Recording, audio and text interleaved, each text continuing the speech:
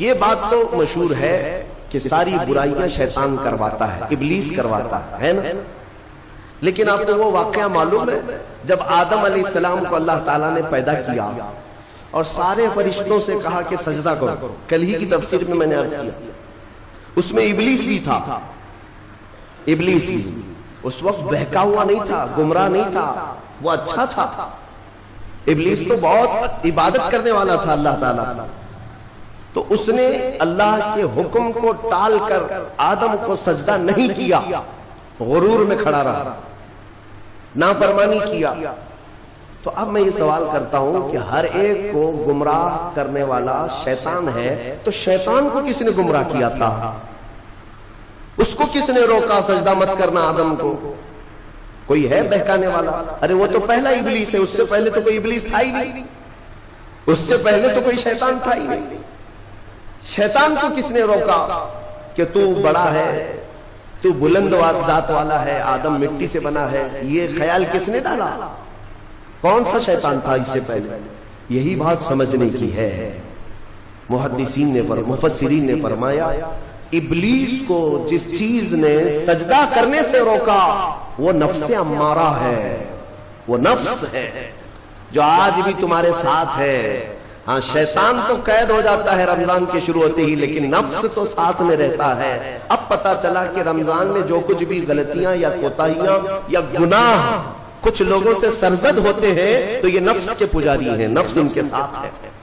یہ نفس کی غلامی میں آ گئے اور نفس کے شکار ہو گئے. اسی لیے قرآن میں اللہ تعالیٰ نے اپنے رسول سے بھی یہ فرمایا اَرَأَيْتَ مَنِ اتَّخَذَ إِلَٰهَهُ هَوَاهُ أَفَأَنْتَ تَكُونُ عَلَيْهِ وَكِيلًا. اے رسول کیا آپ نہیں دیکھتے کچھ لوگ ایسے ہیں جنہوں نے اپنے نفسانی خواہشات کو اپنا خدا بنا لیا ہے، اپنی خواہشات کو اپنا خدا بنا لیا ہے. اے رسول کیا آپ ایسوں کی سفارش کریں گے، ایسے لوگوں کی وکالت کریں گے؟ یعنی رب تبارک و تعالیٰ نے فرمایا کچھ لوگ وہ ہیں جو اپنی خواہشات کی پوجا میں ہیں. کیا مطلب خواہشات کی پوجا؟ کیا مطلب ہے اپنے خواہشات کے پیچھے چلنا؟ مطلب یہی ہے کہ جو دل میں آیا اس بندے نے یہ سوچ لیا اسے کرنا ہی ہے، مجھے یہ خواہشات کے پیچھے چل رہا ہے. ہاں تمہیں آرام کی فکر ہوئی، تم نے خدا کے فرمان کو ٹال دیا لیکن اپنی نفس کی سن لیا. اللہ تبارک و تعالیٰ کا حکم کچھ اور ہے لیکن تمہاری طبیعت کچھ اور چاہ رہی ہے. رب تبارک و تعالیٰ کا حکم تھا صبح صبح تمہیں اپنے گھر بلا رہا تھا لیکن تم نے اس کی نہیں سنی، اپنے من کی سنی، اپنے نفس کی. تو یہی تو ہوا نفس کی پوجا، یہی ہے نفس کی عبادت، نفس کی پرستش، جس کو قرآن میں کہا گیا ہے کہ کچھ لوگ ایسے ہیں جنہوں نے اپنی خواہشات کو خدا بنا لیا.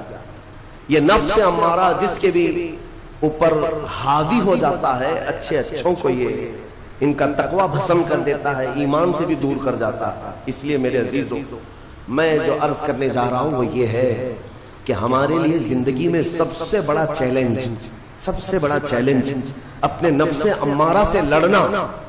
آپ کو پتا ہے رسول پاک صلی اللہ تعالیٰ علیہ وسلم ایک جہاد سے جب واپس مدینے تشریف لا رہے تھے، وہ جہاد بہت سخت تھا، صحابہ زخمی تھے، بہت گھمسان کی لڑائی ہوئی تھی، لیکن جب واپس مدینے آ رہے تھے تو میرے آقا نے ایک جملہ فرمایا تھا رجعنا من الجہاد الاصغر الى الجہاد الاکبر.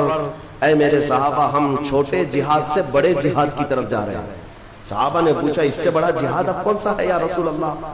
میرے آقا صلی اللہ علیہ وسلم فرماتے ہیں اے میرے صحابہ اپنے نفس سے لڑنا اب یہ بڑا جہاد، نفس سے لڑنا بڑا جہاد ہے. میرے عزیزوں یہ خواہشات کو ہی ختم کرنا ہو، اس نفس کو اگر کنٹرول میں لانا ہو تو کیا کرو؟ نفس امارہ سب کے پاس. قرآن میں مولا فرماتا ہے وَمَا أُبَرِّئُ نَفْسِي إِنَّ النَّفْسَ لَأَمَّارَةٌ بِالسُّوءِ إِلَّا مَا رَحِمَ رَبِّي. کوئی اپنے نفس سے بچ نہیں پائے گا سوائے وہ شخص جس پر میرا رب رحم فرمائے.